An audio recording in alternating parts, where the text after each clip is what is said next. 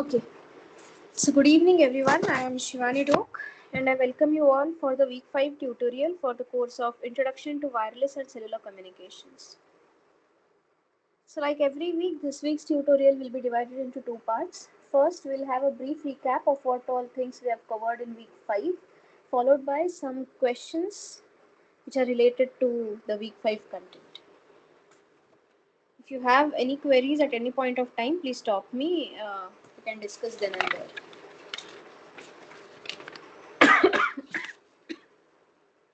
Okay.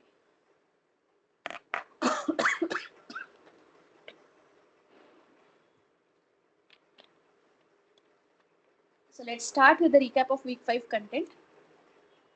So we from last week we started to look at small scale fading. More specifically, we started to look at the effects of multipath propagation and fading and all those things. And in the 5th week, we started with something called as coherent detection. So in coherent detection, what happens is, in the time we actually divide into small blocks, and each block is of the length of coherence interval. And what we do for some time in all the coherence intervals, we send some pilot signals or some training signals.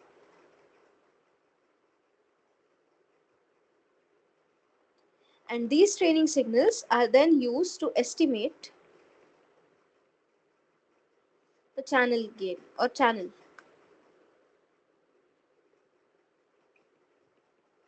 In that coherence interval. Then what we do, we have different symbol durations here. So let's say we have phi naught and x naught, symbol x naught and phi naught here. Sorry, phi 1 x1. We had phi naught here.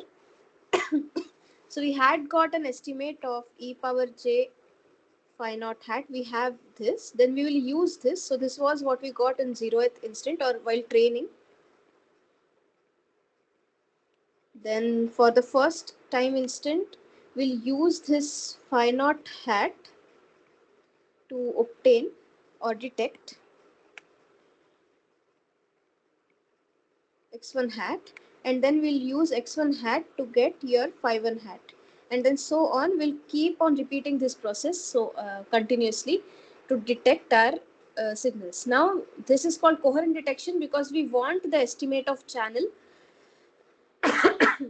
to detect, or the channel knowledge is required for detecting the symbol that we have transmitted. That's why it is known as coherent detection. After that, we looked at something called as differential phase modulation. So what we said in this was, in let's say k minus 1 symbol duration, we had the channel as z, then we had sk as what we had transmitted plus nk, which was noise, and in rk or the kth symbol will be z into sk. This is minus 1 sk plus nk. So this sk will be basically e power j times angle of sk minus 1 plus some delta theta k, and this delta theta k will be function of information that we want to transmit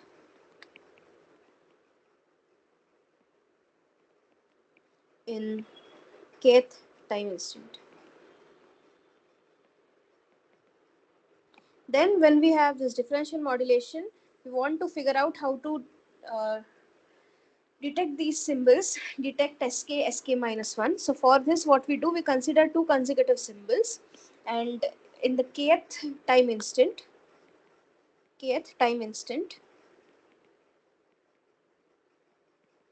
we look at rk into rk minus 1 conjugate. That will give me magnitude of z square into sk minus 1 conjugate into sk plus some noise terms. And this is basically e power minus j times angle of sk minus 1 into e power j times angle of sk minus 1 plus delta theta k, which is equal to e power j angle of delta theta k. And since our information was embedded in this quantity and there is only a magnitude present here, we can now use this equation to detect this angle. Now, since the information was present in this angle, we don't care what this magnitude was. So therefore, potentially we do not require the information of this Z, the phase of this channel, to obtain the information or to estimate, or to detect this delta theta k. This is your differential detection. Okay. Then we looked at how to analyze the performance of the fading channels, especially the Rayleigh fading channel. And that we did with the help of understanding how the bit error rate will look for this Rayleigh channel. So what we said was, we first looked at BPSK and we said for BPSK,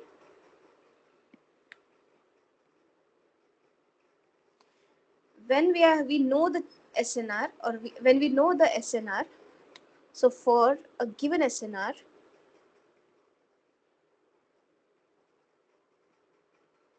BER, which is basically a function of SNR, is given by Q function of under root 2 times gamma. And the average BER is basically expected value of this BER gamma, which is equal to integral 0 to infinity f gamma of gamma into BER of gamma d gamma, which is equal to integral 0 to infinity f gamma of gamma into q function of under root 2 gamma d gamma. And then we saw how to solve this integral and get the closed form expression. The key insight that we obtained from this was, if we had an AWGN channel, then we get a decrease or a BER which is something like this. However, when we have fading, at that time we get a linear decay. So your BER is inversely proportional to 1 by SNR for large SNRs. So this we have when we have fading, and this is the curve that we get when we have AWGN. This is the best that we can get for a given constellation, and what we want is, we want to get as close as possible to this AWGN channel. That was all about BER, and then we went on to look at different type of distributions which can be used to characterize channel gains in different situations. So the first one that we looked at was this Ricean distribution. So this Ricean distribution is valid when we have a non-zero line of sight component. So when the line of sight component is present. And in this, the channel, in this, what we have is, we have the real part of the channel distributed as m1 comma sigma square, the imaginary part distributed as Gaussian with mean m2 and variance sigma square. Variances are same. And the gain, so this is the amplitude of your channel, is basically under root of x square plus y square. And this quantity is Ricean distributed or Rice distributed.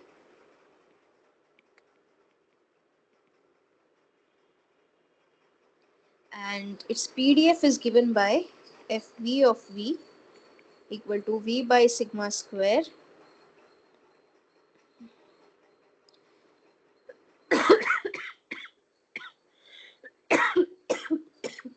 excuse me,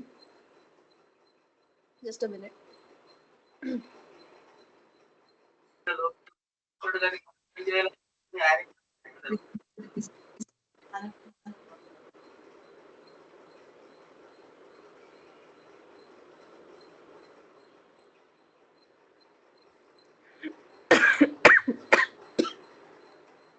Yeah. sorry. Yeah, so its PDF is given by V by sigma square into Bessel function xv by sigma square into e power minus,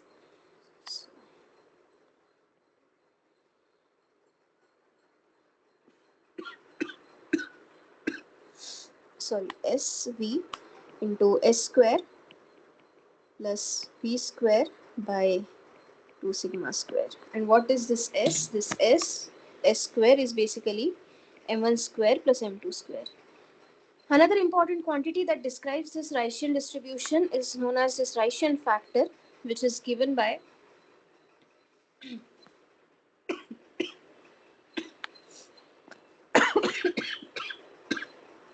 it is the ratio of this s square by 2 sigma square. So this is basically energy or power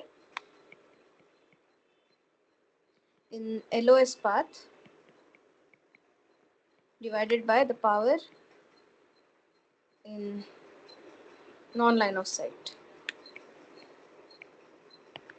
So if you have your Ricean factor equal to 0, you will boil down to your Rayleigh distribution. That also we had seen. Another distribution that comes in handy is this Nakagami M distribution. This Nakagami M is a very generic distribution, and you can represent your Rayleigh distribution or your Ricean distribution with the help of this Nakagami distribution. So for the same setup where V is under root x square plus y square, this the PDF, so this V follows Nakagami M distribution, which is given by 2 by gamma m, this is gamma function, into m by omega to the power m into v to the power 2m minus 1 into e power minus mv square by omega. This is valid when your m is greater than or equal to half, and your v, it is a magnitude, so it should be greater than or equal to 0. And this quantity m is basically your shaping parameter or fading parameter.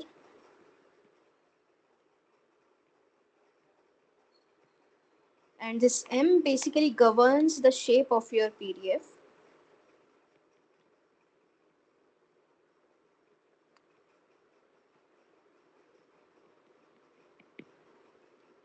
And you can get your m and omegas, tune your m and omegas to get different to get different distributions. So we had also seen the relation between the Ricean and the Nakagami distribution, how the Ricean factor and this m are related to each other. Another important concept that we touched on was this MGF, which is moment generating function. So this MGF stands for moment generating function.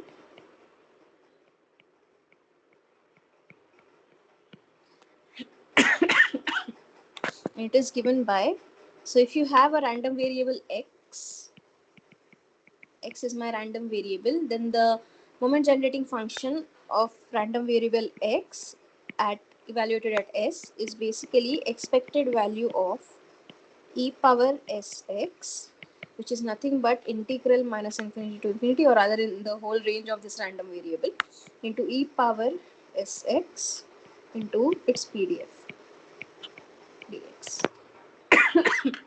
And this moment generating function comes in handy at many places.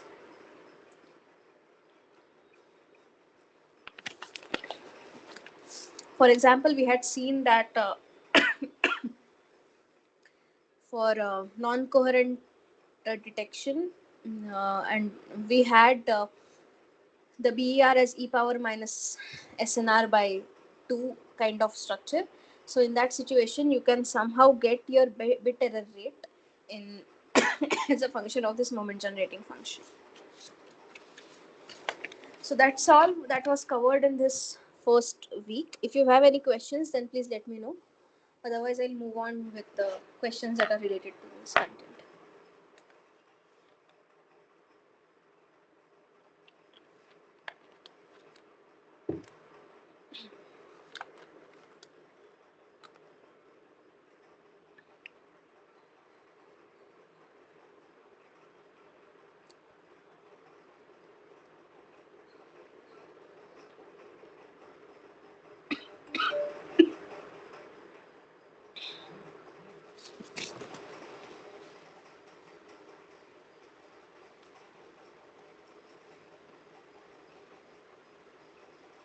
Okay, if there are no questions, then let me move on to the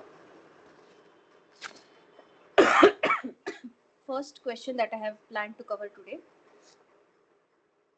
So the first question here is, a mobile communication system uses DPSK. What does DPSK stand for? So this DPSK is basically a differential PPSK.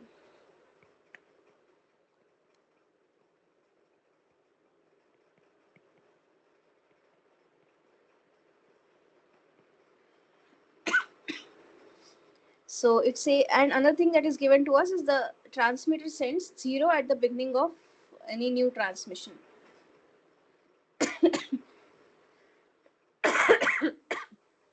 And bit 0 is transmitted with phase 0 and bit 1 is transmitted with phase pi. Okay, if the following binary stream, that is 1001 11101, has to be conveyed to the receiver, what is the correct bit stream?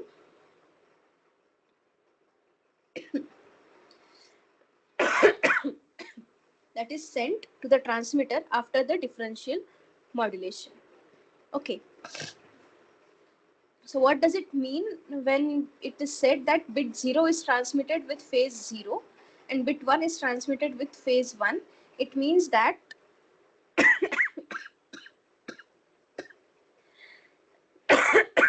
sorry, yeah, so bit 0 is transmitted with phase 0. It means that if suppose you are transmitting some carrier like this and you had some bit stream that was already sent here. Okay, some bit stream you had already sent, and then here you see a 0. So now you will keep on sending the same signal. Now suppose you get a 1 here, so you are here. Now what you will do, you will do a phase reversal and now you will send another signal, something like this. Okay, so this is how the differential BPSK will go on. Now this has to be converted to a binary sequence. Okay, so now for example, if let's say the bit, so you have this stream of data, the binary stream of data that you want to transmit.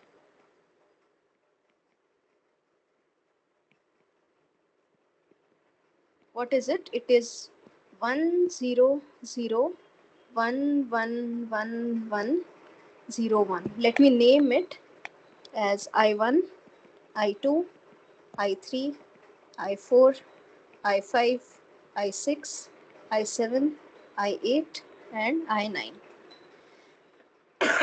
And the bit stream that you will be transmitting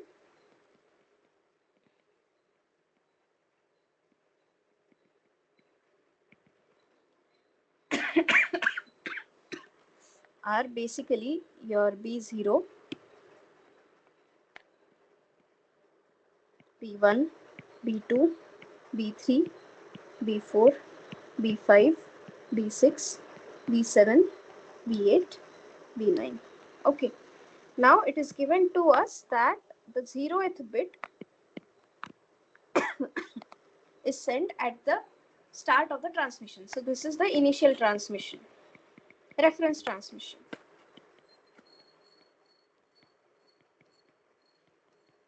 Okay, and now we have this BPSK.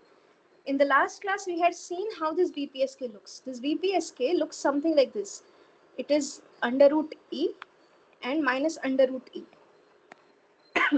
So for 0, we will transmit a sinusoid with magnitude E, and for 1, we will transmit the sinusoid of magnitude minus E. So if I want to transmit a bit 0, I will transmit this. If I want to transmit a bit 1, then I will transmit minus E.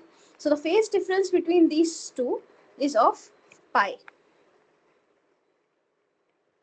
So now if what it says is bit 0 is transmitted with phase 0.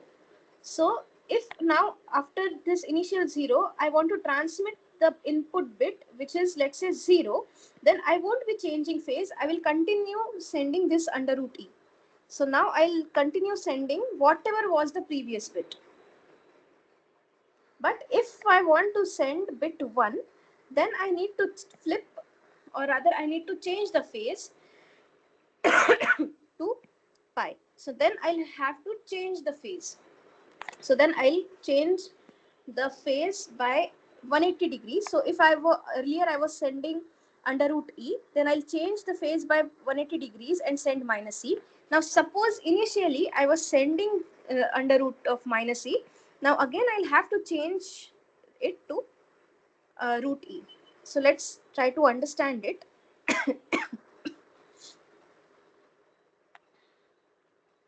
So first of all, what we have here is this initial transmission bit, and in general this differential BPSK, you look into your digital communication classes, the kth bit BK is given by BK minus 1 XORed with I1, IK. So whatever we have here, BK minus 1, that you have to XOR with your input bit. Why is it so? Because if let's say IK, if my IK is 0, BK minus 1 XORed with IK will come out to be equal to BK minus 1. So we will be sending the same signal. So there is no phase change. However, if this IK is 1, then this BK minus 1 XORed with IK will be basically BK minus 1 complement. So therefore, we will be flipping the phase. We will changing the phase by 180 degree. So if initially this BK minus 1 was 0 and this IK is 1, then this BK will become 1. And if this BK minus 1 is 1 and this IK is 1, then this BK will become 0. So let's try to solve it. So for B1, what we need to do, we need to XOR I1 with this 0. So we want to XOR I1 with this 0, this one. And what will it give me? 1 XOR 0 is 1.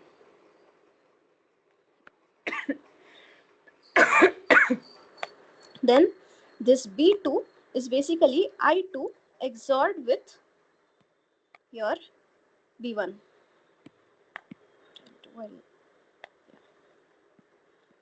I2 XORed with your B1. Now I2 is 0 and B1 is 1. So you have 0 XORed with 1, which is again 1. Now you have this 0 here. So for B3, it will be I3 XORed with B2. So it will be 0 XOR B2 is 1. So again we get 1.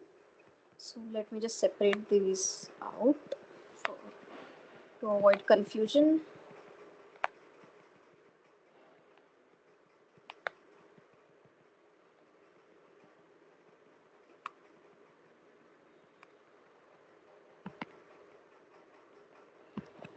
Okay. Then we have this I4. We want to get B4, which is I4 XORed with B3. So it will be 1 XORed with 1. Now you are observing a 1.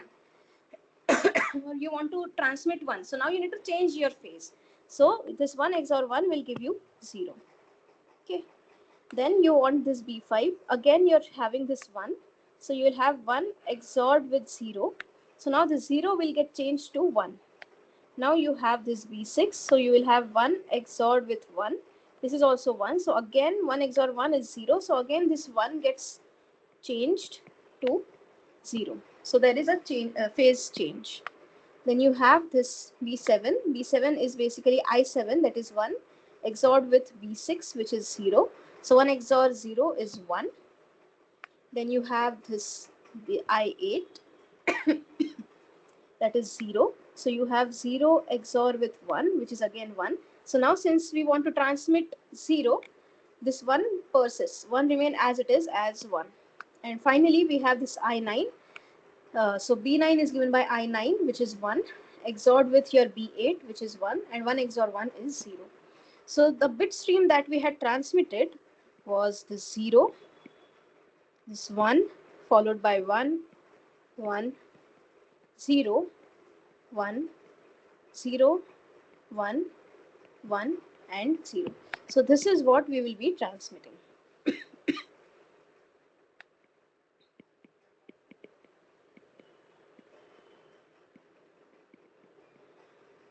Is it clear? Any questions? Ma'am, can you please explain the B5? Yeah.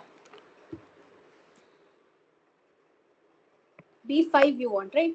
So this B5 is basically I5 XORed with B4. What is your I5? I5 is 1. So 1 XORed with your B4 is 0. So 1 XOR 0 is 1. That's why we get a 1 here. You just have to apply this formula. Is it clear? And ma'am, 1 XOR 1. Huh. So the answer will be 0, na? Yes. Okay, Did I okay, make ma'am, okay. did I And make a ma'am, one more. just a Ma'am, bit transmitting stream or the initial transmission is always 0? generally yes. Okay, ma'am. Okay, thank you.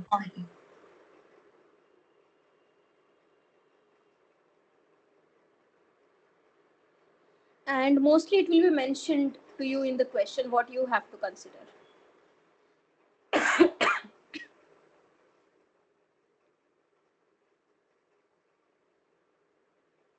Okay, ma'am. Okay. Yeah.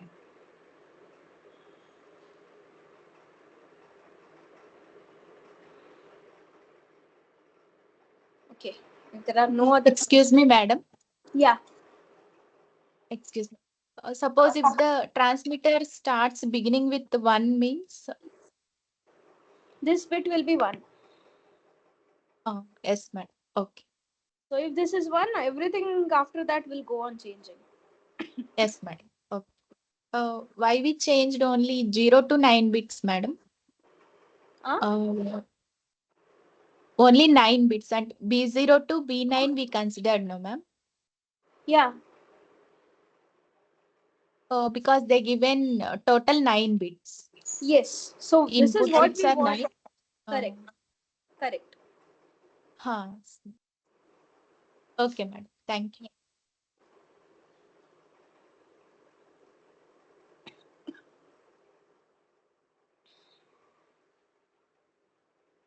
Any other questions?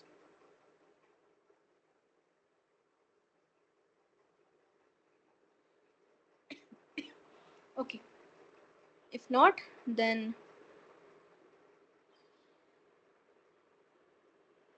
let's move on to the next question. So what is given to us in this question is your x is distributed as Gaussian with mean 1 and variance 3, and another random variable y is given to us with mean 3 and variance 3. So we had discussed earlier that another random variable v, which is given by under root of x square plus y square, is a Ricean distributed random variable, and it will have its corresponding Ricean factor. So the first thing that we need to find in this question is this Ricean factor, that is this k. And second thing that we need to find is the parameters for its equivalent Nakagami M distribution. Rather, we want to find M for its equivalent Nakagami distribution.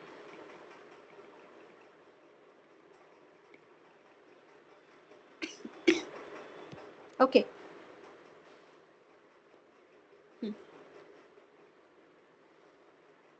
So how is this k found out? We had seen that this k is given by s square by 2 sigma square. Now the sigma square was, so basically when we defined Ricean, it was something like this.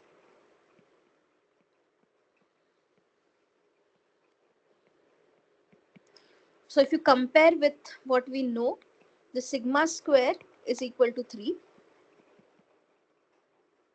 and This S square is basically m1 square plus m2 square. Okay, so this will be basically equal to the mean of x square plus mean of y squared. So you have 1 square plus 3 square, that is 1 plus 9, that is equal to 10. Therefore, this Ricean factor comes out to be equal to s square, that is 10, divided by 2 into sigma square, that is 3, that is 10 by 6, which is nothing but 1.667. Yeah. And another thing that we had seen was for the equivalent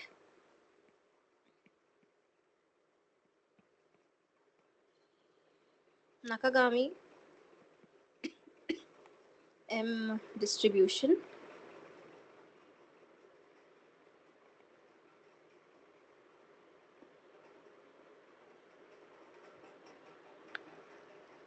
The fading parameter M is given by k plus 1 square divided by 2k plus 1.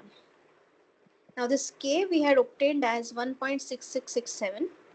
So that we get as 1.6667 plus 1 whole square divided by 2 into 1.6667 plus 1. If you use your calculators, this comes out to be equal to 1.6410. Another parameter that is related to this is your omega, which is nothing but 2 times sigma square. This is the omega parameter that we had in this Nakagami PDF. This one.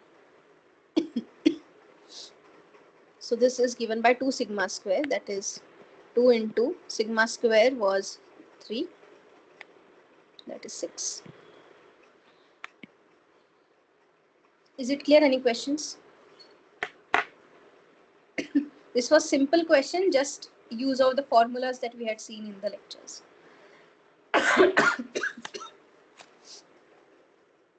Madam, in the problem, sigma square is same.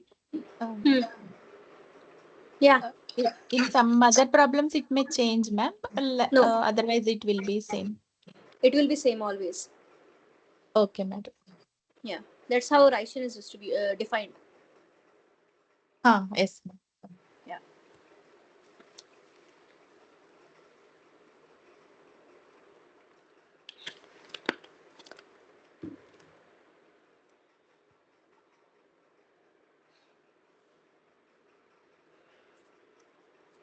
Any other questions?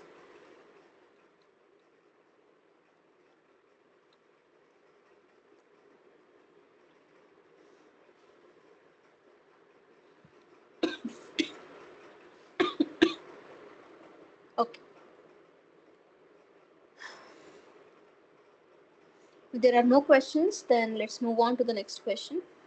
So it says that consider a flat fading system with the received signal as R equal to Zs plus N. So the received signal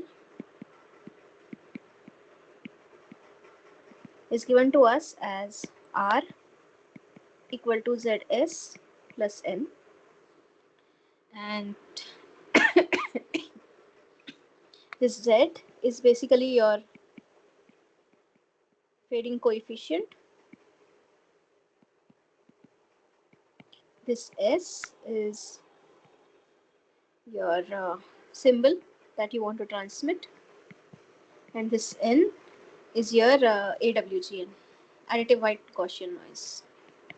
Okay, and it is given that this Z is a flat fading channel, and this Z is distributed as complex Gaussian with zero mean and variance sigma rho. Sorry. The first thing that we need to do is find the average SNR, and next thing that we need to do is find the probability that the instantaneous SNR is less than the average SNR. Okay. So first thing that we will do is first we will figure out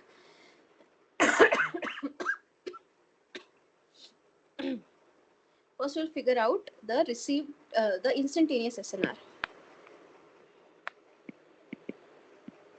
So we had seen that this instantaneous SNR is basically your magnitude, or let's say gamma, little gamma is your magnitude of z square into power with which so signal power by noise power. Let's say we have situation like BPSK, so we have EB by N naught. So signal power by noise power. So it will be basically power of this quantity multiplied by the noise, divided by the noise power. So this was how we had defined our instantaneous SNR in our class also. Now what we need to do is we need to find out the average SNR. So average SNR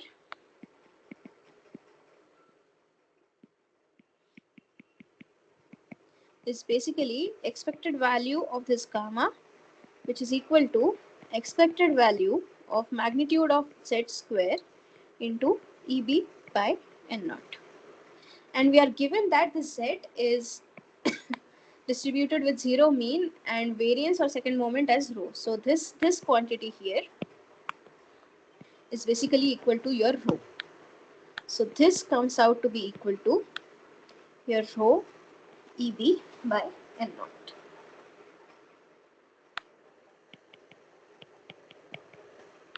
And let me define this as your capital gamma. Okay, so this is your average SNR that we need to find out. This is the first part of the question. Any queries?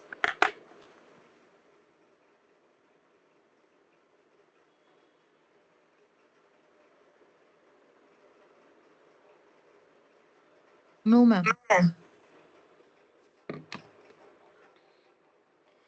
Okay, after that we have the second part of this question, and it says that find the probability that the instantaneous SNR is less than the average SNR. So let me add a page. So it says that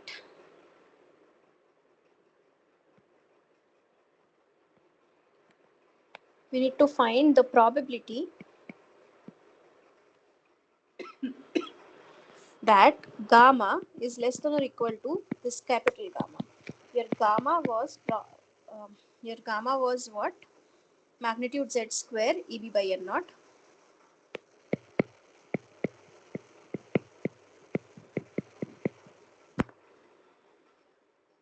It is less than or equal to your capital gamma, which is rho into EB by N naught.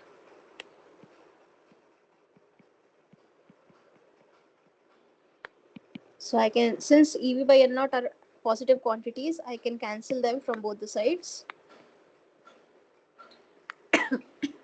So what I am left with is probability that magnitude z square is less than or equal to rho. So this thing, or let's keep it in this form. For Rayleigh faded, we had, so okay, so when we have this complex Gaussian, then this magnitude z square z is basically Rayleigh distributed, that we have seen. Sorry for this confusion. And we had seen the PDF of this quantity gamma. We had seen that this f gamma of gamma is given by 1 over gamma, its average, into e power minus little gamma by its average gamma. So therefore I can write this quantity as 0 to capital gamma into f gamma of gamma d gamma. So this is equal to integral 0 to gamma, yeah,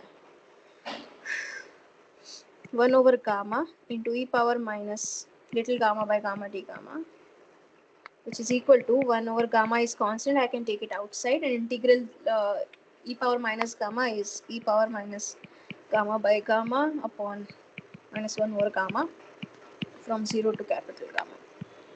This gets cancelled, and what we are left with is e power minus 1 divided by minus 1.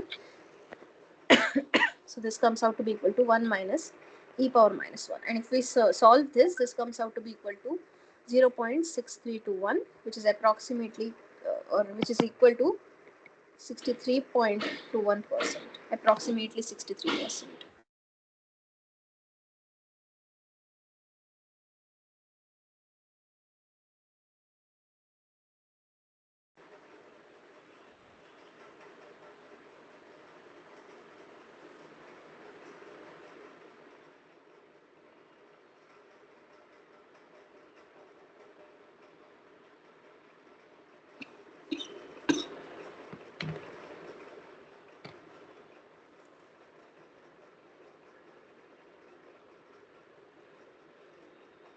Okay, if that is clear, then let us tweak that question a little bit.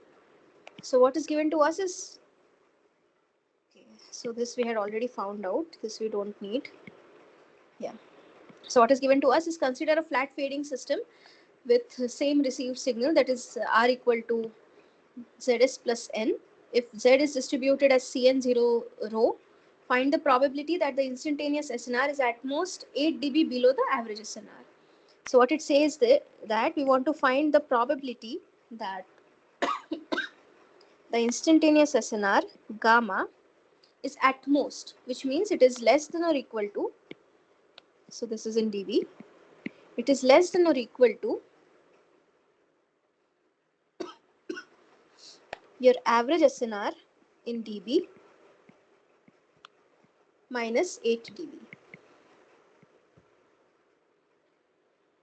Okay, so your instantaneous SNR is at most less than or at most 8 dB below the average SNR. So 8 dB is basically your margin that you have.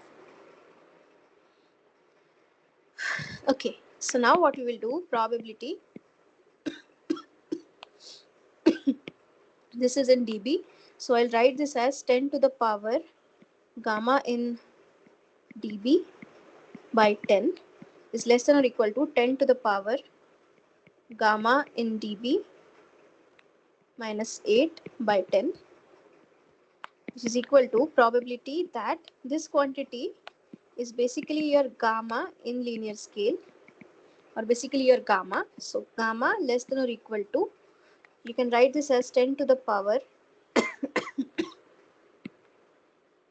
can write this quantity as 10 to the power gamma, capital Gamma in dB by 10 into 10 to the power minus 8 by 10.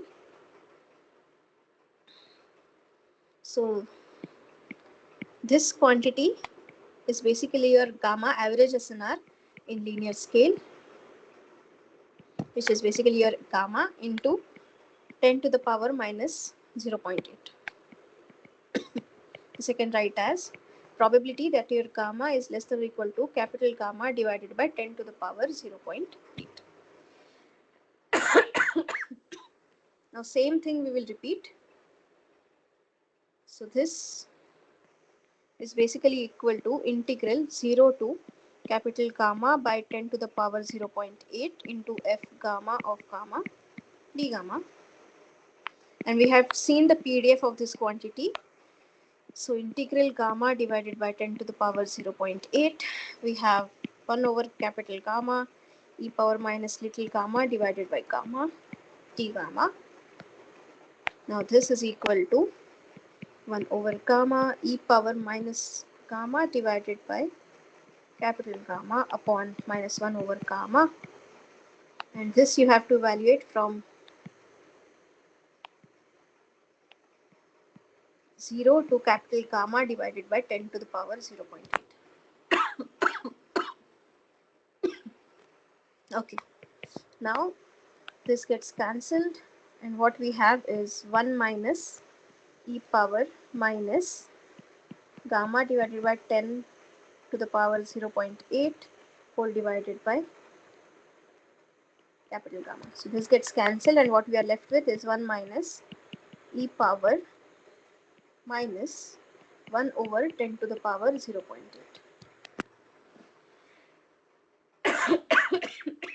And if you simplify this using calculators, this comes out to be equal to 0.1466. Is it clear? Any questions?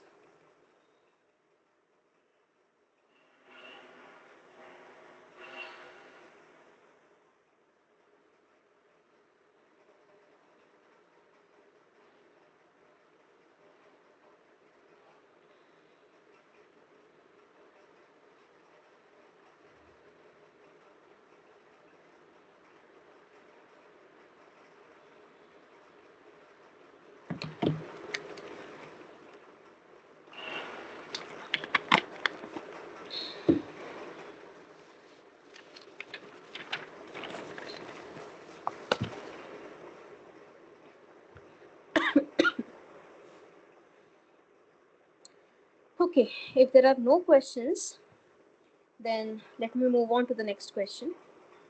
Okay, so so this next question, and question number 6, that will basically give you a comparison between your fading, uh, uh, or rather, it will explain you how the fading affects your bit error rate. So what it says is, if gamma is 10 dB, find the probability of errors for the following constellations. So when we were discussing this probability of error in our lectures, at that time we had given we had given a table that contained the probability of errors in terms of your SNRs. So I'll be referring to the same table, and I have taken the formulas from the same uh, table to find the probability of error. So I'm not going to derive them. Those are standard and available in many books. You can refer to Andrea Goldsmith's book. It is there. Okay, so what is given to us is this gamma, which is equal to 10 dB. So this is basically your SNR. And since you have this AWGN channel, your average SNR and SNR are one and the same thing. So this is equal to, in linear scale, 10 to the power 10 by 10, which is equal to 10. Okay. The first constellation given to us is your BPSK. So your probability of error for BPSK, or let me write it in this way, your probability of error for BPSK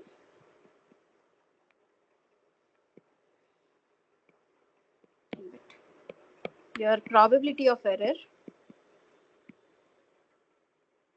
for coherent BPSK was Q function of under root of 2 gamma, which is equal to Q function of under root 20. You can use the calculators for Q function or softwares like MATLAB to figure this out. And this comes out to be equal to 3.8721 into 10 raised to minus 6. This is for your coherent BPSK. Simple use of formula. I don't want you to learn these formulas, but I am finding these values just so that we can compare it with the corresponding probability of error which we get for the fading case, and try to understand what exactly is happening. So even if you don't remember these formulas, it's okay. For now, just take these values. Just remember the order of the magnitude of these values. Like for example, here we have 10 raised to minus. We'll come back to these values after we find out the probability of error when we have fading. Next thing is coherent BFSK. So for coherent BFSK, the probability of error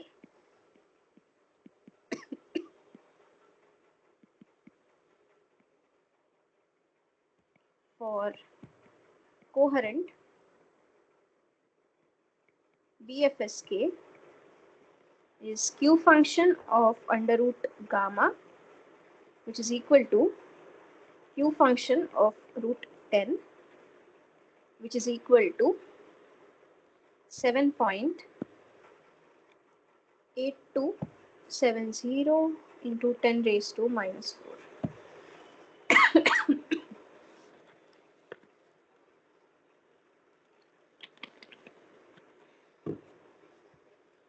Then we have differential BPSK.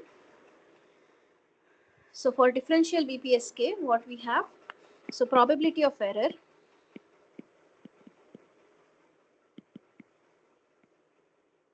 and note that what I'm writing now is for AWGN channel, not fading channel. This is for AWGN channel. For differential BPSK,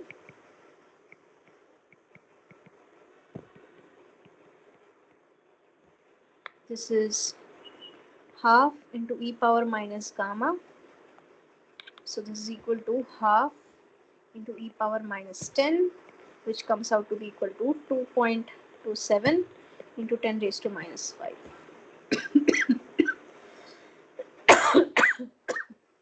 And finally, we have non-coherent BFSK. So probability of error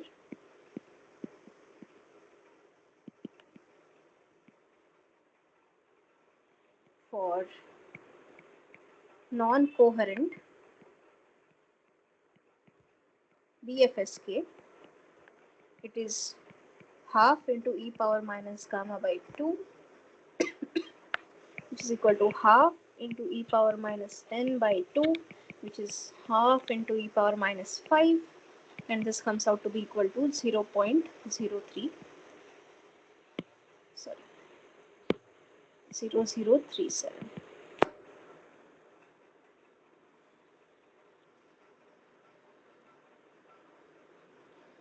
Okay, so these are the probability of errors that we obtain for different constellations when we have AWGN channel. Now, what we will do, we'll repeat the same process when we have a Rayleigh fading channel. And we have this Rayleigh fading channel when we have the average SNR as 10 dB. So now we are given that for a Rayleigh fading channel,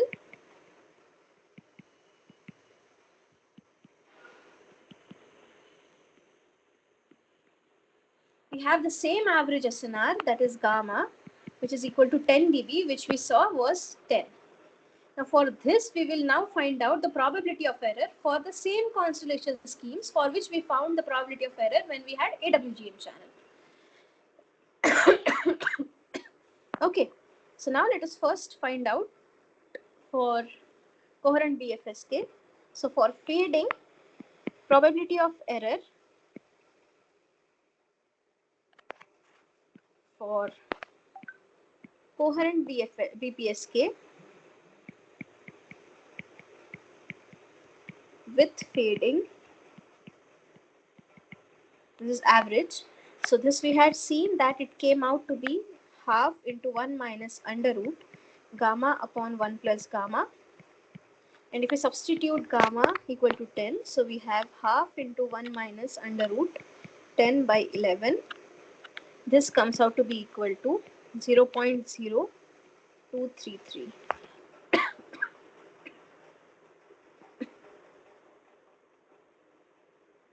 Okay, then we have coherent BFSK. Sorry.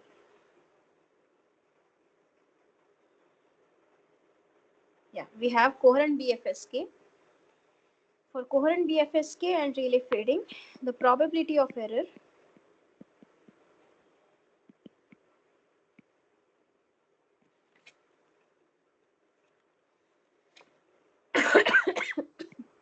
for coherent BFSK is given by with fading. This is for Rayleigh fading.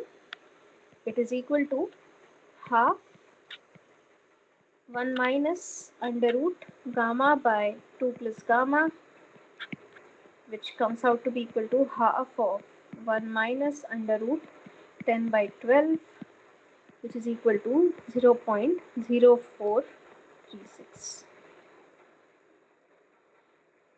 Now if we repeat the same thing for differential BPSK, so for differential BPSK, what do we have? We have probability of error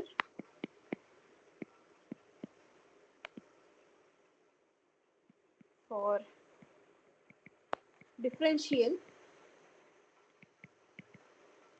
BPSK is with fading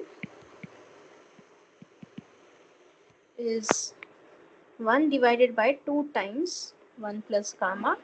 So this comes out to be equal to 1 divided by 2 into 11, which is equal to 0.0455. And finally, we have this non-coherent BFSK. So the probability of error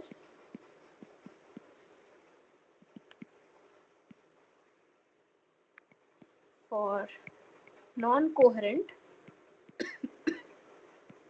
BFSK with fading is 1 over 2 plus gamma, which comes out to be equal to 1 over 2 plus 10, which is equal to 0.0833.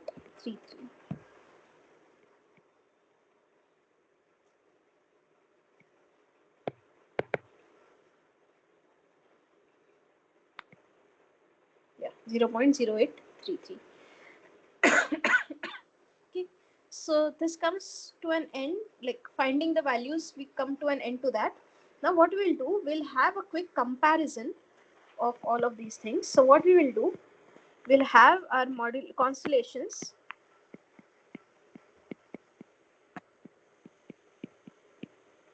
and then we will write its their probability of errors.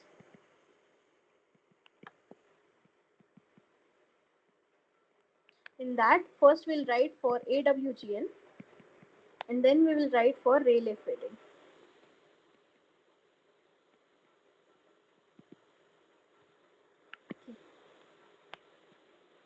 So this is the table that we will make.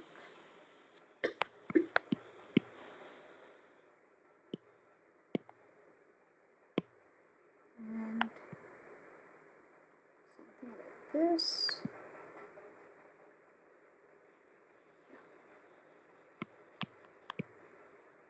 Okay, yeah. So the first constellation scheme that we looked at was coherent BPSK.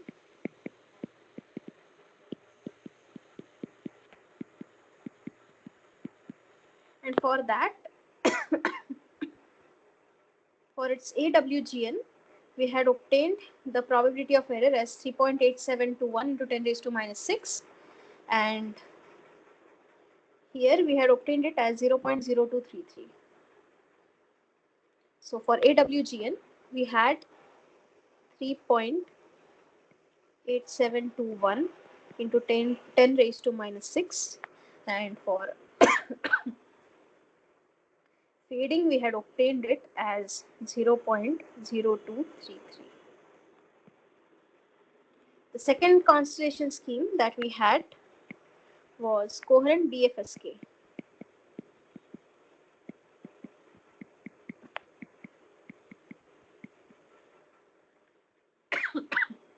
So for this, when we had fading, when we had AWGN channel, the probability of error came out to be 7.8270 into 10 raised to minus 4. So this was 7.8270 into 10 raised to minus 4. And in case of fading, it came out to be equal to 0.0436. 0.0436. Then we had the third constellation scheme was differential BPSK.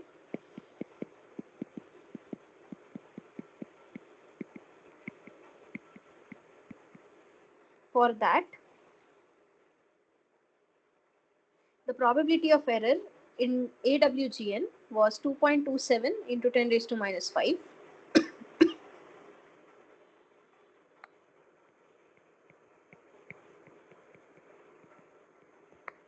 And for fading, it was 0.0455.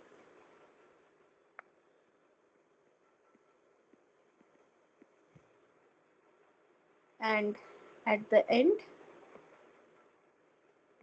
we had the last constellation, that was non-coherent BFSK.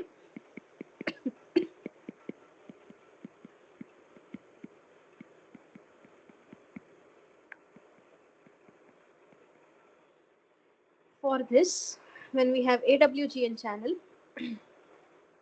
the probability of error came out to be 0.0037, which, okay, let me write it,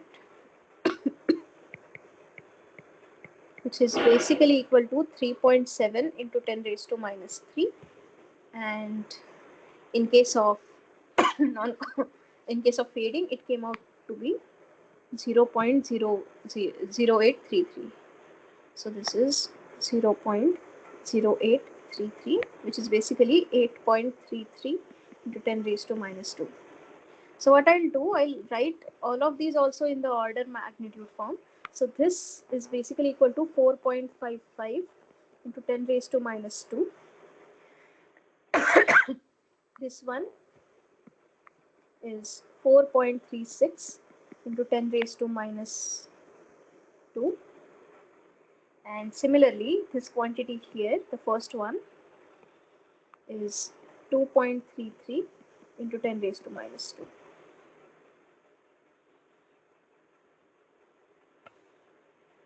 Okay, now let us compare them. So what do we have here? So for coherent BPSK, when we had the AWGN channel, my probability of error was of the order of 10 raised to minus 6. But as we had fading, the 10 raised to minus 6 got reduced, or got increased to 10 raised to minus 4. So basically, from when we move from AWGN to relay fading, and all of this is for 10 dB SNR. For 10 dB SNR, we are having this. So for 10 dB SNR, we are getting 1000 times higher 10,000 times higher probability of error when we have fading in coherent BPSK. Similarly, when we have coherent BFSK, this 10 raised to minus 4 changes to 10 raised to minus 2. So therefore, we have 100 times higher probability of error when we have fading. Then we have differential BPSK. For AWGN, it was 10 raised to minus 5. And for relay fading, it was 10 raised to minus 2. So we have 1000 times higher probability of error. And for non-coherent BPSK, we have 10 raised to minus 3. And here we have 10 raised to minus 2. So this is around 10 times higher probability of error when we have fading. So this introduction of fading deteriorates your performance, your probability of error a lot. So your fading is basically degrading your performance. Now, in coming lectures, what we will see, can we reduce this gap? Are there any techniques by which we can reduce this gap? May not completely, but to some extent. So that's the thing that we'll be looking at in coming weeks. But yeah, this difference you need to keep in mind. The reason being, at high SNRs, all of these probability of error in fading basically degrade as 1 over gamma, or they are inversely proportional to gamma. So there is a linear decay. However, for all of these probability of errors in AWGN, if you have large SNRs, you can approximate the Q function also something like e power minus SNR by 2 with some constants here and there. So you see an exponential decay. Now this exponential decay changes to your linear decay. So of course you will be having a lot of degradation in the probability of error for a given SNR. Is it clear? Any questions? So while discussing at the beginning of this class, I had drawn this figure. Like this one was for AWGN, and this is what we had got for fading. So the decay in probability of error with SNR, so this is with respect to SNR, this is your probability of error. So this decay is a linear decay, this is an exponential decay. So that's why you're bound to get this kind of issues. So even if you pump more power, you may not get a good reduction in your probability of error because of this linear decay. Whereas for your AWGN, you will get a steep decrease in your probability of error. Is it clear? Any questions?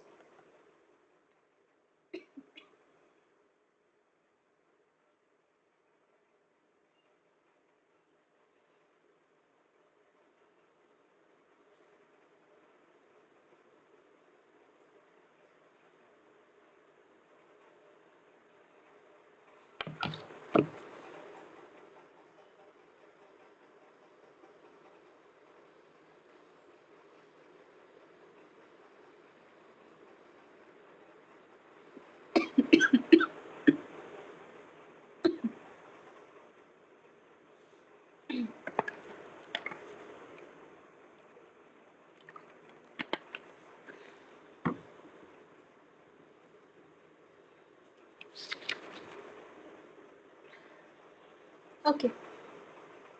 If there are no questions, then let me move on to the next question.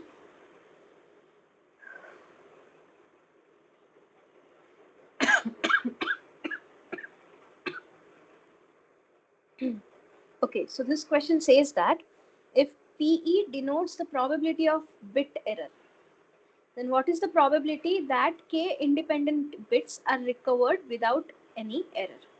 Okay, so what does this PE means? So this PE is basically your probability of bit error, which means that it is the probability that bit 0 gets converted to bit 1 or gets flipped to bit 1. It is also equal to the probability that your bit 1 gets converted to bit 0. Okay.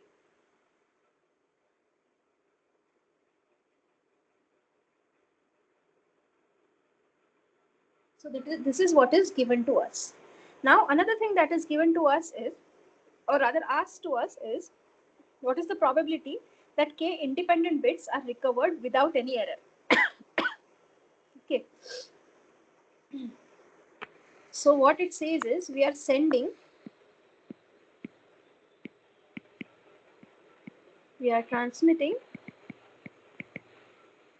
k bits. Let's say A1, A2, A3, A4 and so on till AK. And each of these AIs can take value 0 or 1.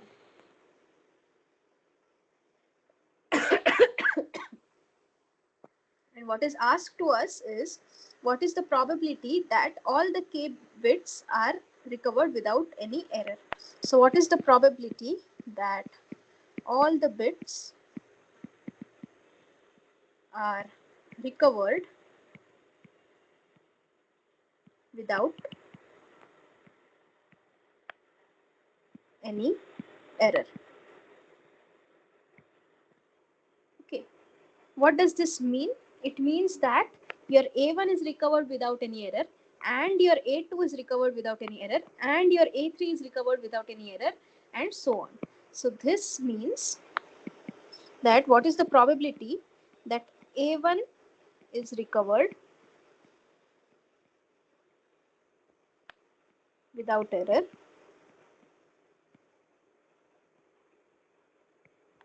and A2 is recovered without error, and so on, and AK is recovered without error. So keep in mind we have an ANDing operation here, and this AND is equivalent to your intersection that you get in your probability. So this is equivalent to probability that intersection I equal to 1 to k, the event that AI is recovered without error. This is intersection symbol. And what is given to us is these bits are independent. Okay, so all of these bits are independent. So these events that AI is recovered without error for all i's from 1 to k are independent events. So these are independent events.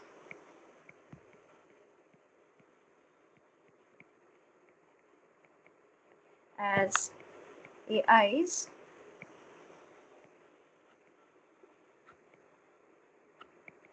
are independent bits.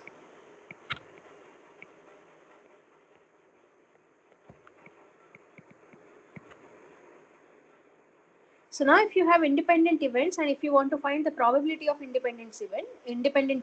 probability of intersection of independent events, so that is equal to basically product of the probabilities of each of these independent events that AI is recovered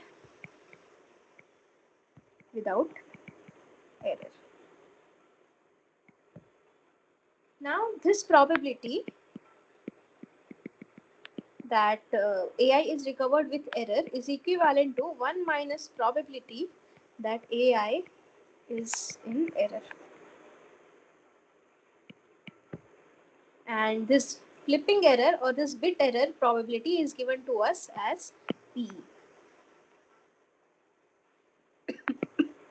So therefore this comes out to be equal to product of I equal to 1 over K 1 minus PE, which is equal to 1 minus PE to the power K. Is it clear? Any questions?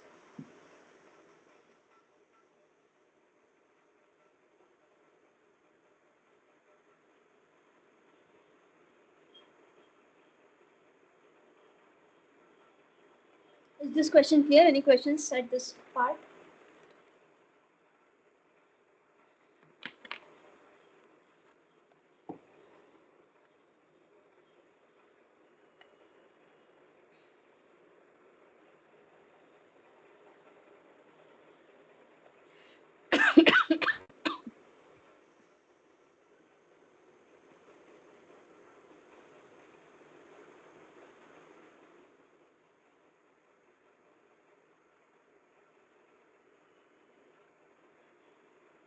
Okay.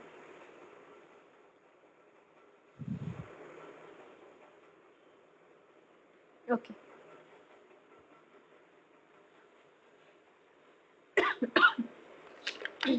Just a minute. Give me a minute.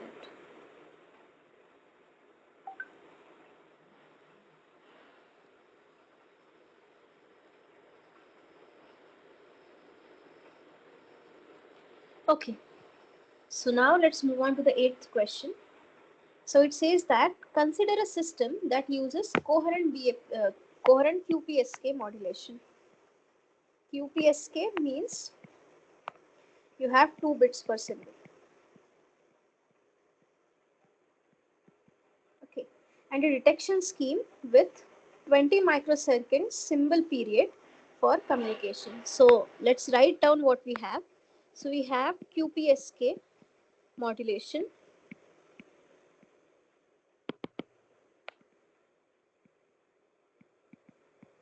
which means we have 2 bits per symbol. Then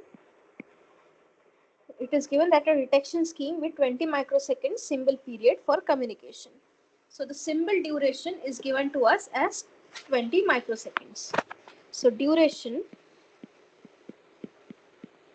of each symbol transmission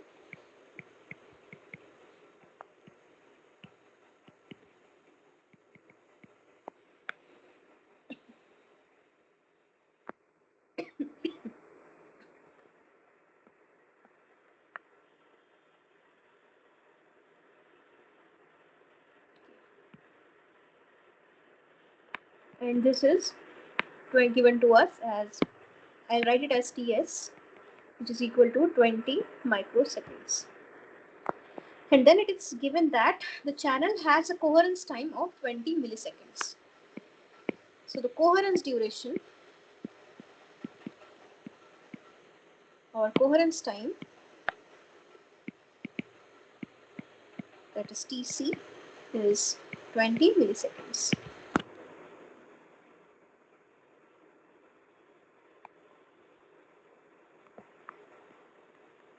Okay. So now what we have is another thing is if 300 symbols are being used for transmitting training sequences for channel estimation. So what it says is, next thing, that number of symbol durations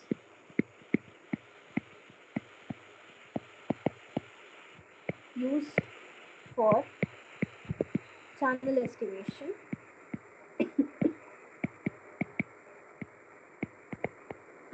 is 300.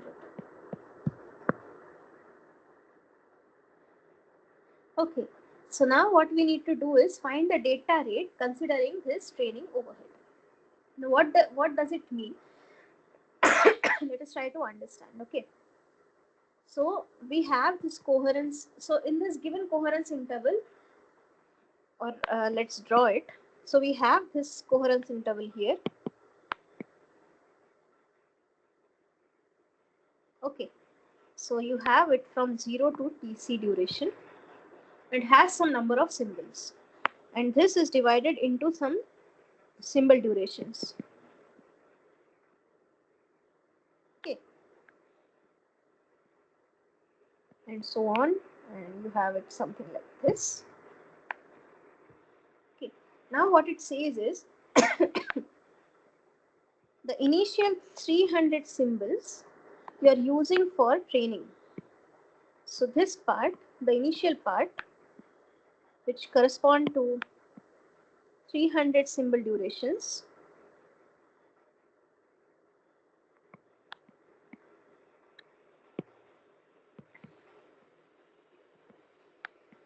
you are using for channel estimation. So this part is used in channel estimation.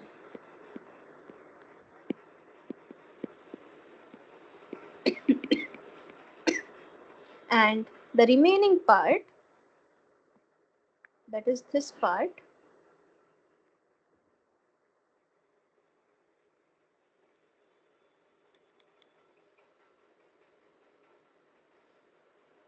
this remaining part, that is from 300 to the final coherence interval, this part is used for your data transmission.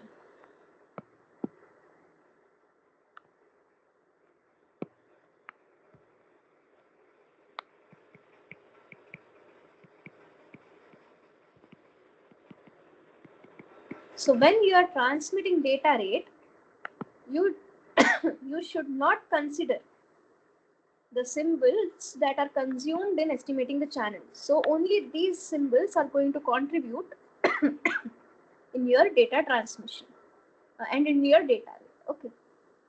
So the first thing that what we need to find out is if this is the protocol, this is a transmission, or this is how you are going to implement your system, then what is the data rate that you are going to get when you have such kind of uh, training overhead. So to understand that, what all things are given to us, we are using a QPSK modulation. Then we are given each symbol duration is 20 microseconds, and this coherence time, this time in seconds is 20 milliseconds. Yeah, sorry. Okay, this is 20 milliseconds. So the number of symbols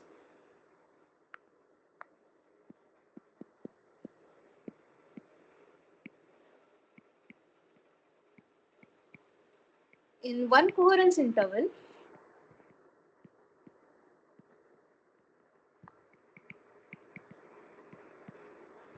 is given by your coherence duration upon symbol duration. Your coherence time is given to us as 20 milliseconds. So this is 20 into 10 raised to minus 3 seconds divided by your symbol duration is given as 20 microseconds. So this is 20 into 10 raised to minus 6. So this comes out to be equal to 1000.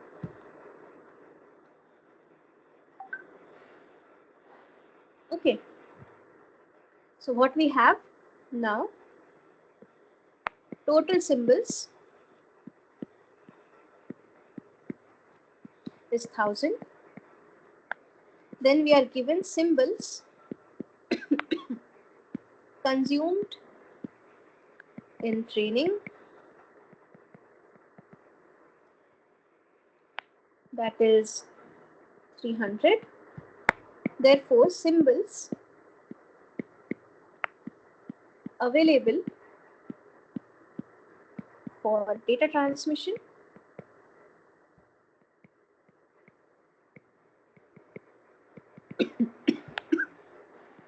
it is given by 1000 minus 300, that is 700. Okay, and this 700 you are going to transmit in one coherence interval. So over a time duration of 20 milliseconds, you are just going to transmit 700 symbols. So what it means is we are going to transmit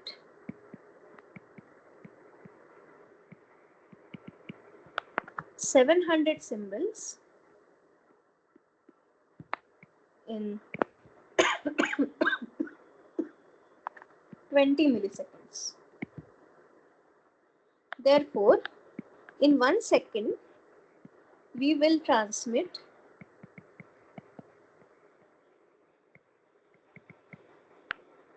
700 divided by, we have 20 milliseconds.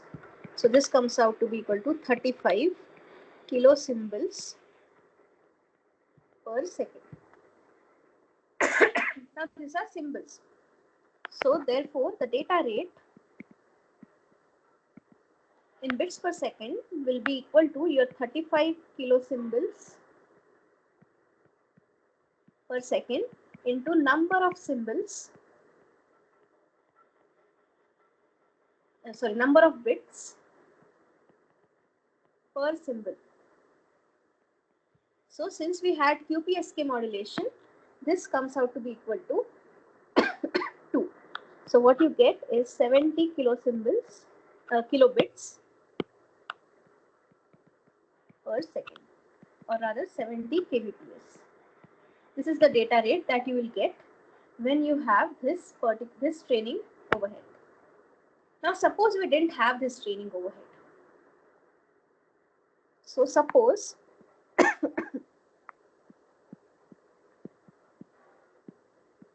we did not have this training overhead. Then in that situation, all the 1,000 symbols will be available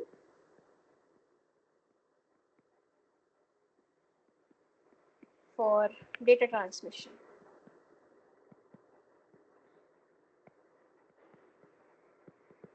So the useful data that we will be transmitting is something like this. So basically we will be transmitting 1,000 symbols in one coherence interval, and one coherence interval had 20 milliseconds, in 20 milliseconds. Therefore, in 1 second, we will be transmitting 1,000 symbols divided by 20 milliseconds, which is basically 50 kilosymbols per second. And therefore, the data rate will be equal to 50 kilosymbols per second into 2 bits per symbol, that is 100 kbps. So this is the data rate when we have no training overhead, and this is the data rate which we have when we have training overhead. Okay, so you can see that there is significant reduction in the data rate because we are consuming some part of the coherence interval in channel estimation. Now, how can you reduce this training overhead is the question that is for the designers who design the way your channels are going to get estimated. So the aim is to lower this training overhead, that is to have the difference between this and this as close as less as possible. So with or without training overhead, the rate should be as close as possible. That's what we want. This training is necessary for coherent detection, that is inevitable. But still, how can you estimate the channel in a better way and still have a lower training overhead? That is a question that people are still looking at, and yeah, it is still a research problem. Is this clear? Any questions?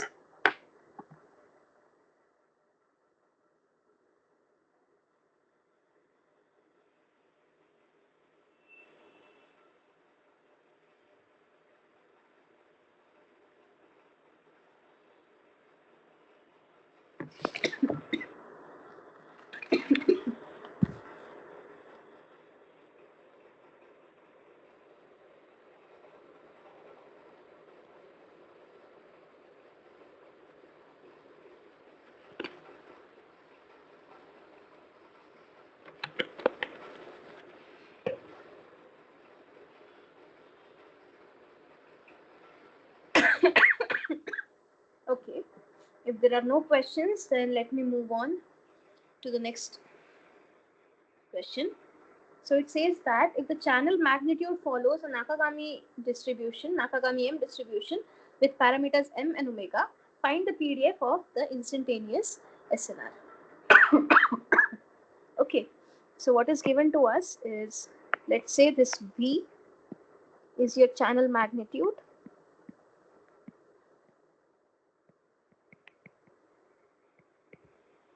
and it is distributed as Nakagami M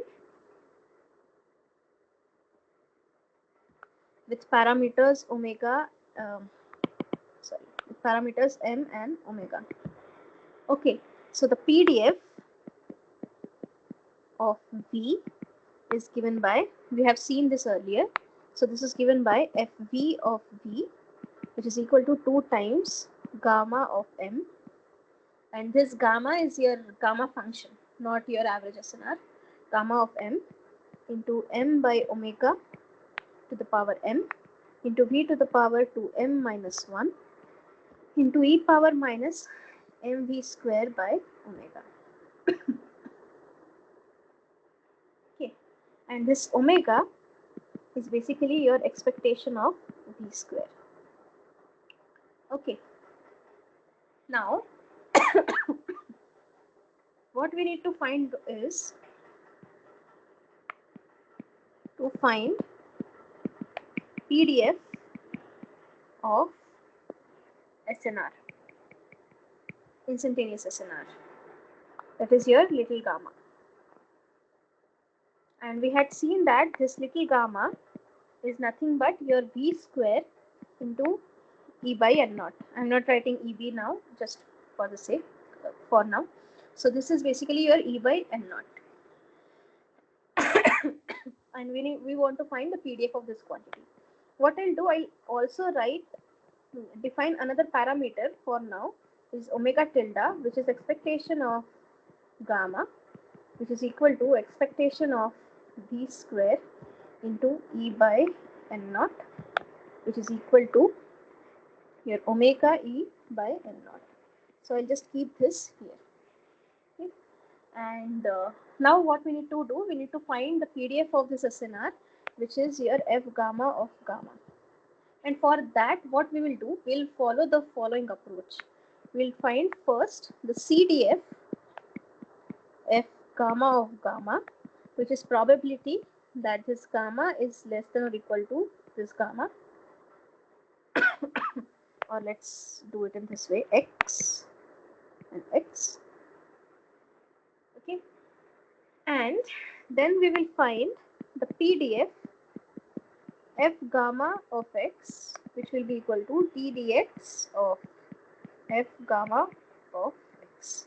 That is, we'll differentiate the PDF, differentiate the CDF to get your PDF. So this is the approach that we are going to find out. So first thing is finding the CDF.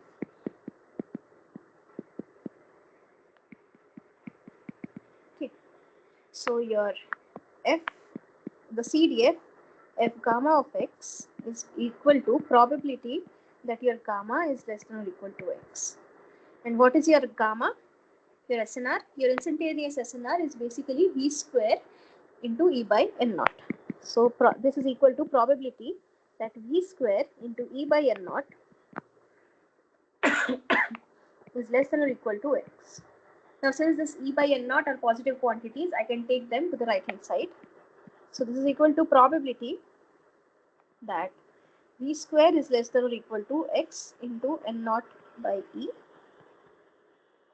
And this I can write as, since V is a non-negative quantity, I can write it as probability that your V is less than or equal to under root X N naught by E. Okay. And now this is equal to integral 0 to under root X N naught by E into FV by V dV.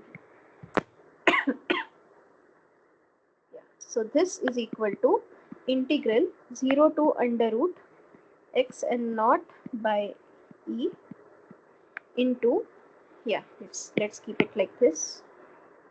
Yeah, so this is the CDF. I will not plug in the equation of CDF right now, equation of the PDF of V right now. But what we will do, we'll directly differentiate this quantity with respect to X. So what we want to do is the second step, that is finding PDF. So what we want F gamma of X, that is basically ddx of F gamma of X, which is equal to ddx of integral 0 to under root x and naught by e into fv of v dt. Now something similar we had seen in the lectures also, and for that we had used a formula which I'll rewrite. So we will use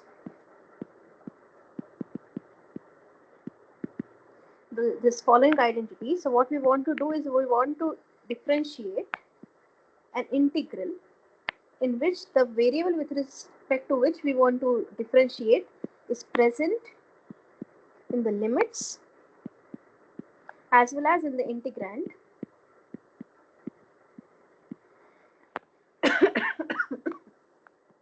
Yeah, and what I'll do, I'll just change x and no, leave it. Yeah, something like this. Now this is equal to f of the function evaluated at the upper limit comma a into dda of the upper limit minus function evaluated at the lower limit comma a into derivative of your lower limit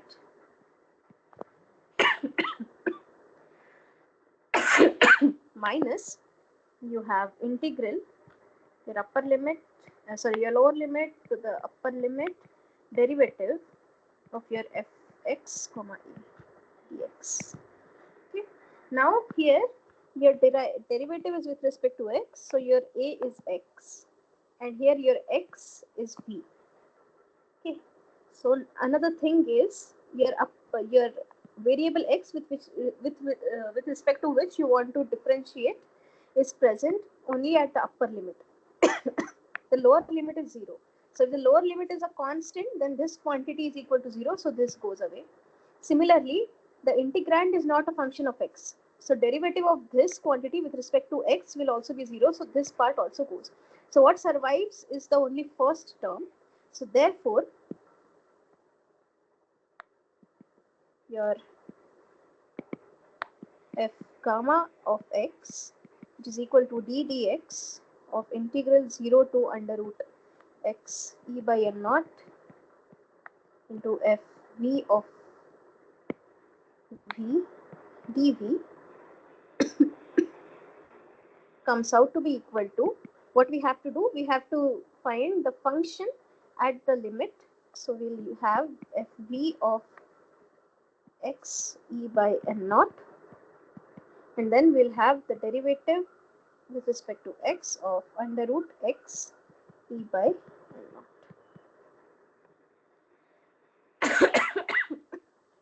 So this comes out to be equal to, I'll first write the derivative, so that will be 2 times under root x e by n naught into derivative of x e by n naught, which is e by n naught. I made a mistake. Wait. Yeah, it is n naught by e, sorry.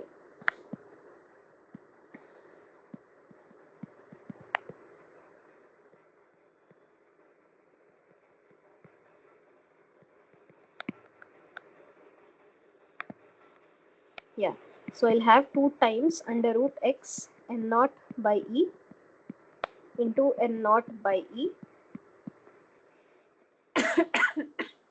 and then we'll replace your, I'll just copy paste this part there for our reference. And now we need to get your fv of v evaluated at under root x and not e. So this is equal into, I use different color, 2 upon gamma m m by omega to the power m. Now your v is basically under root x and naught by e to the power 2m minus 1 into e power minus m. Your v square is x and naught by e divided by omega. Okay, so you have 2 by gamma m here, then you have m by omega to the power m as it is, then you have this v to the power 2m minus 1, v will be replaced by under root x and naught by e, and then you have e power minus m, v square is x and naught by e by omega. So this is what you have now. So this 2 and this 2 gets cancelled. I'll take this m by omega to the power m here. So first I'll write this n naught by e as it is, into I'll write this gamma m. So I have written this quantity, I'll write this quantity now. So I'll write x by omega to the power m, sorry, m by omega to the power m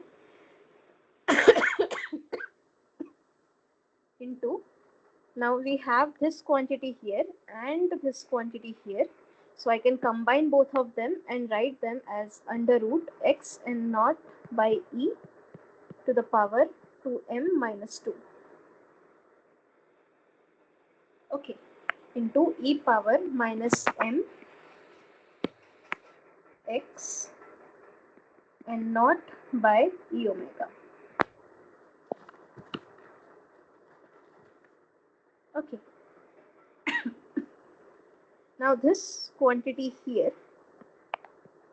I can write as x and naught e to the power half whole to the power 2m minus 2, which is equal to x and naught by e to the power m minus 1. So this I can write as x to the power m minus 1 multiplied by n naught by e to the power m minus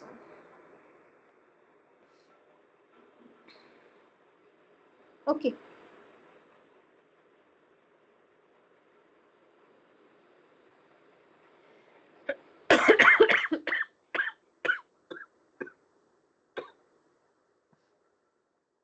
Yeah.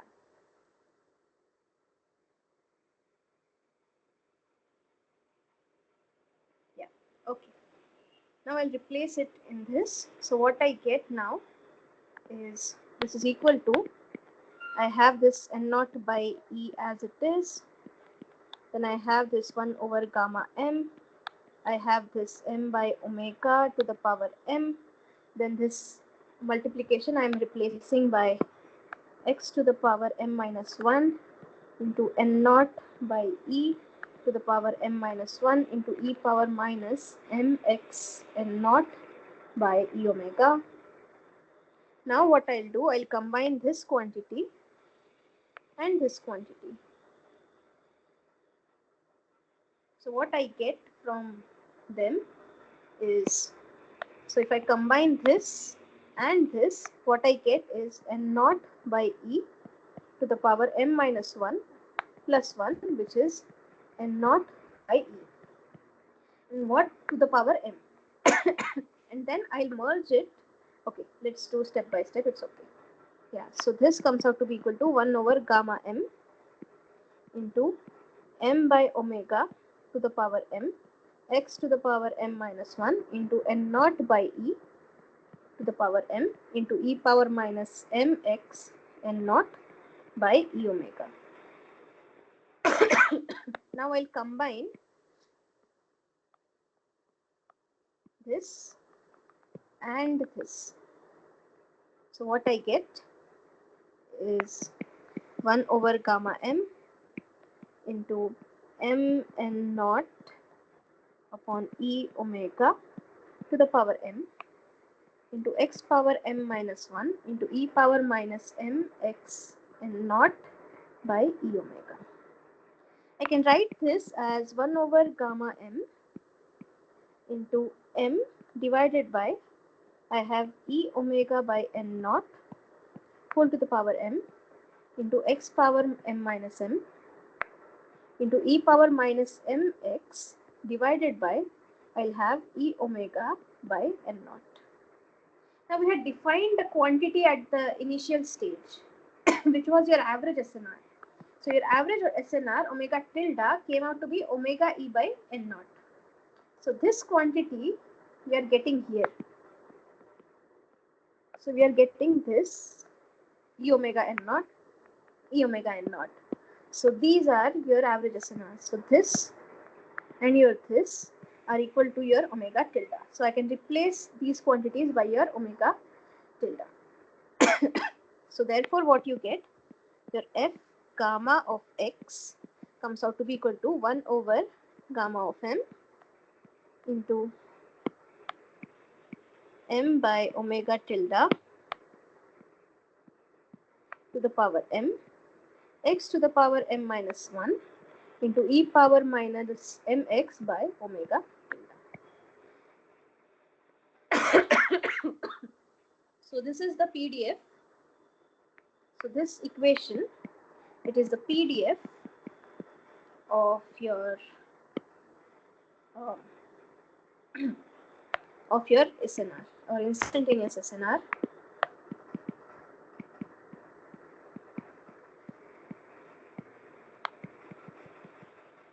when your channel magnitude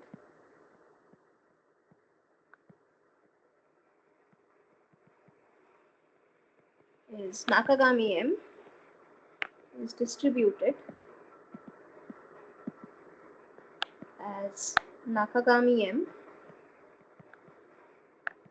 with parameters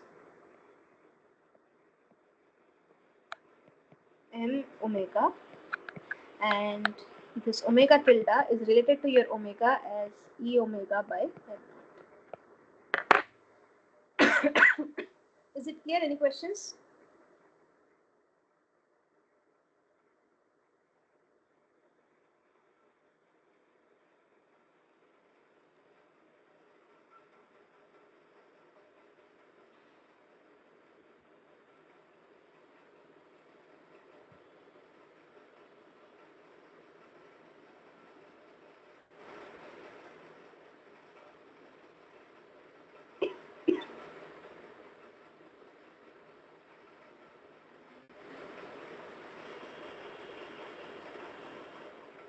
Just a moment.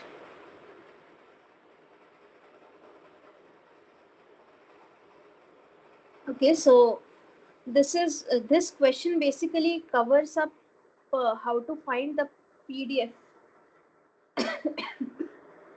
of your SNR when you are given the PDF of your PDF of your magnitude. So this is an example of the concept that we call as transformation of random variables. If you haven't seen these kind of concepts, then it's important to go back to your probability course and look at a few examples of how to find out these things. Okay, yeah. So this is how we generally find out the distributions of functions of random variable of when a particular random variable distribution is given to you. Any questions? If there are no questions, then I'll move on to the last question for today. So we had also visited the concept of moment generating function.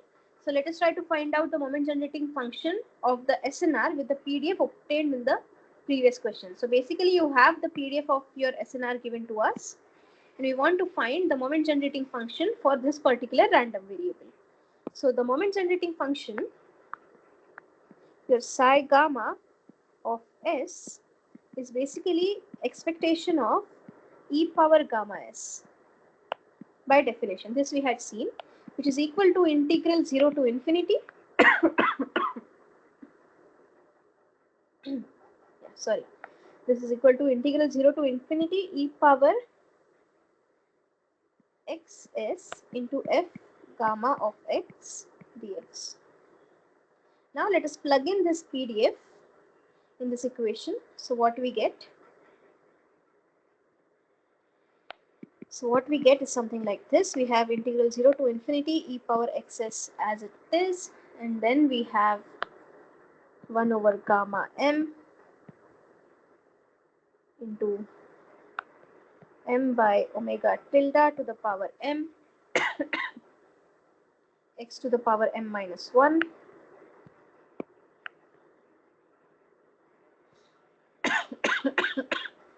into e power minus, we have mx by omega tilde dx. So we have 1 by gamma m. Yeah.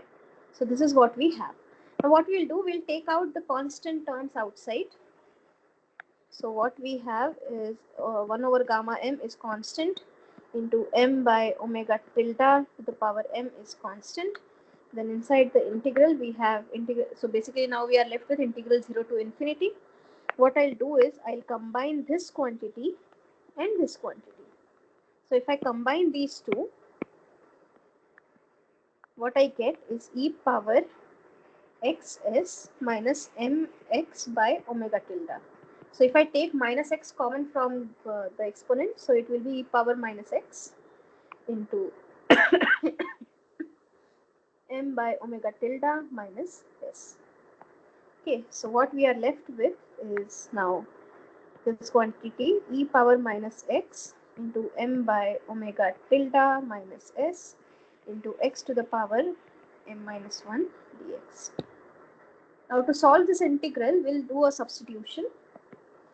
So we will replace t as or m by omega tilde x into m by omega tilde minus s by t. So what we get? We get dt is equal to dx into m by omega tilde minus s. So this implies my dx will have to be replaced by dt divided by m minus omega tilde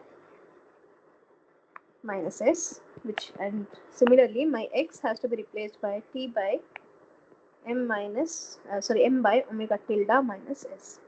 So if I do that, what I get, the outside terms are as it is, m by omega tilde. Now since my x varies from 0 to infinity, this t will also vary from 0 to infinity. 0 to infinity, e power, we have replaced this entire quantity by t, e power minus t, into, we have x as t by m by omega tilde minus s whole to the power m minus 1 into dx, that is dt divided by m by omega tilde minus s. Okay. So this is equal to 1 by gamma m into, we have to the power m here, yeah, sorry, m by omega tilde to the power m. Then we can, so this quantity is constant and this quantity is also constant. So what we have basically here is m by omega tilde to the power m minus 1 into m by omega tilde to the power 1. So this is equal to, multiplied by m by omega tilde minus s to the power m integral 0 to infinity e power minus t into t to the power m minus 1 dt. And this integral is the standard integral, and this is the definition of your function gamma m. So your gamma m is basically defined as integral 0 to infinity e power minus t to the power m minus 1 dt. So now what we get is, we have 1 over gamma m. Another thing that I will do is I will divide by this quantity in the numerator and the denominator. So what I'll get is 1 over m by omega tilde minus s divided by m by omega tilde to the power m into gamma m. This gets cancelled, and what we are left with is 1 over 1 minus omega tilde by m s to the power m.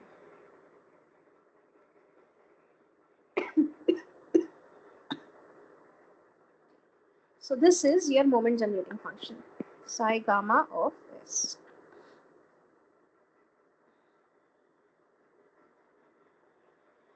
Is it clear? Any questions?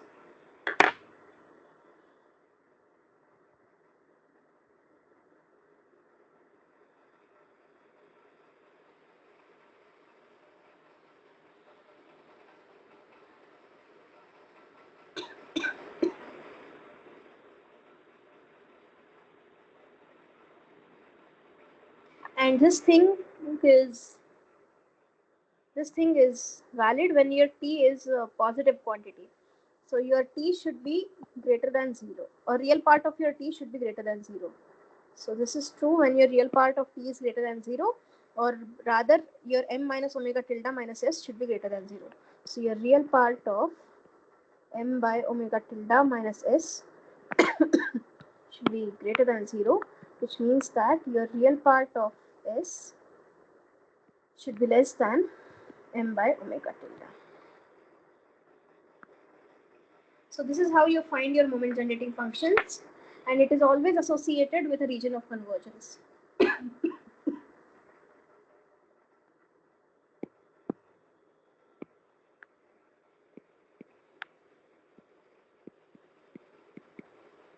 Is it clear? Any questions? Any questions in any part of the tutorial for that you had today?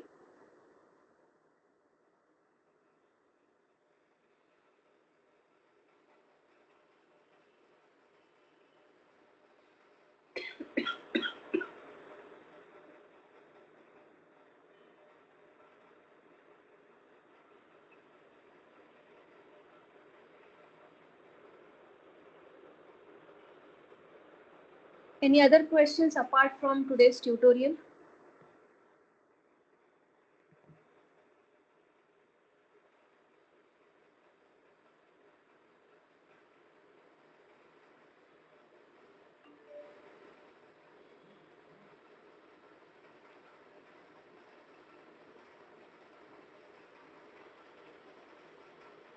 Okay, if you don't have any other questions, then you are free to leave the meeting. Thank you for attending today's session. I will be here for 5 minutes. If you have any questions, then you can ask.